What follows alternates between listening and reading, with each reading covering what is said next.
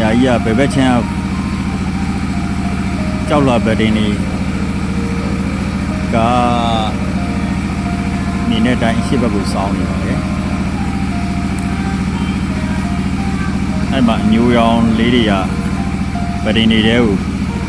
မိသိန်းကြောက်တွေတိုးဝင်နေခြင်းဖြစ်ပါတယ်ဒီမှာနီးကပ်ရရမယ်ဆိုရင်တော့ဒီမှာမိသိန်းကြောက်တစ်လောပြီးရင်ကျွန်တော်တို့မတ်စတိုဒီပေါ်ကအညူရောင်လွှာတော့မိသိန်းကြောက်တစ်လောပုံမှာမတ်စတိုပြီးရင်ပိုက်ရဲ့အောက်နားမှာဆိုလို့ရှိရင်မိသိန်းကြောက်တစ်လောမိသိန်းကြောက်ကအလွှာလိုက်ဗဒင်းတွေတိုင်းတိုးဝင်နေခြင်းစေးပုံစံ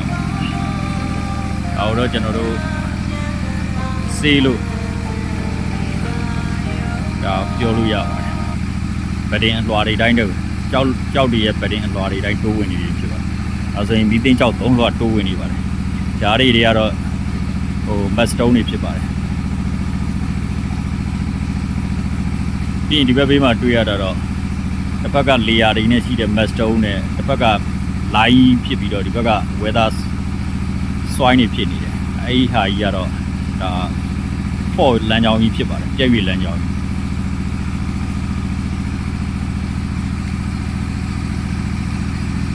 ဒါအောက်ခရော့တော့ကောင်းကောင်းကြည့်လို့ရတဲ့နေရာဖြစ်ပါတယ်ပေါ်ထွက်ပိုင်းကြောက်တွေရဲ့ပေါ်ထွက်ပိုင်းဒါပြက်ပြက်သားသားကျွန်တော်ကြည့်လို့ရတဲ့နေရာဖြစ်ပါတယ်ဒီချောင်းကြီးကလည်းတကယ်တော့ကျွန်တော်တို့က for string ကြီးဖြစ်ပါတယ်ဒါ for လမ်းကြောင်းကြီးမှာအပေါ်မှာလည်း for ရှိပါတယ်ဒီကောင်လည်း for ကြီးရှိပါတယ်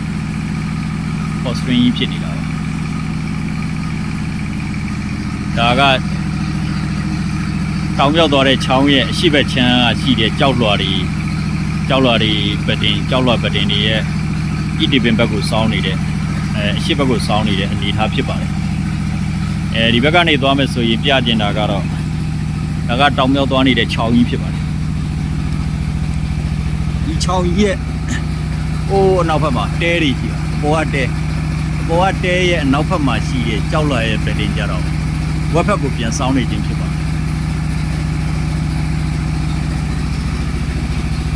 အဲ့တော့ဝက်ဘက်ကိုစောင်းနေတဲ့ကြောက်လွှာနဲ့ဤဘက်ကိုစောင်းနေတဲ့ကြောက်လွှာကတော့အကုန်မတ်စတုံးတွေဖြစ်အဲ့ဒီချောင်းကြီးကဘာကြီးဖြစ်နေတာလဲပေါ့ဒီချောင်းကြီးကဖော့လန်ချောင်းကတော့သေချာပေါ့ဖော့လန်ချောင်းကြီးဖြစ်တယ်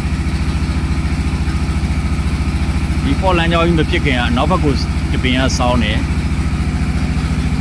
အရှိဘက်ကိုတပင်စောင်းတယ်ဆိုတော့အန်ဒီဂလိုင်း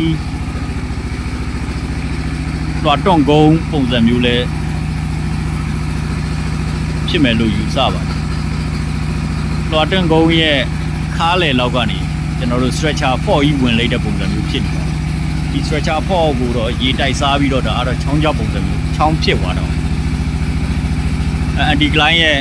exit တက်တဲ့လောက်ကဒါကျွန်တော်တို့4ဖြတ်ထားတဲ့ချောင်းကြီးဖြစ်နေတယ်လို့ယူဆလို့ရပါတယ်အန်ဒီကလိုင်း exit တက်တဲ့ချောင်းကြီးရဲ့နောက်ဘက်ကျန်မှာရှိတဲ့ကြောက်လွှာဗဒင်းတွေက